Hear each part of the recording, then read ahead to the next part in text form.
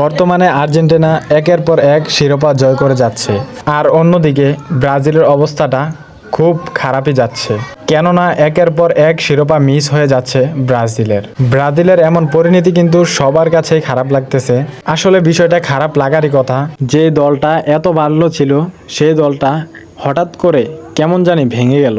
ভেঙে যাওয়ার আসলে কিছু কারণ রয়েছে। বারবার তারকা প্লেয়াররা ইনজুরিতে পড়ে যাচ্ছে।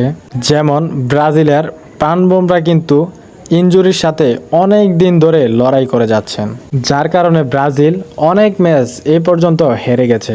তবে ব্রাজিল ভক্তদের জন্য এখন সুখবর হচ্ছে এটাই, খুব শীঘ্রই নেইমার জুনিয়র মাঠে ফিরতে যাচ্ছেন। ইভেন নেইমার জুনিয়র নিজে এই বিষয় নিয়ে কথা বলেছেন। তিনি বলেন, বর্তমানে আর্জেন্টিনা অনেক ভালো পারফরমেন্স করতেছে, তারা অনেক কিছু অর্জন করছে, কিন্তু একটা কথা মনে রাখবেন, আমরা শীঘ্রই খুব ভয়ঙ্কর রূপ নিয়ে মাঠে ফিরব, শুধুমাত্র সময়ের অপেক্ষা।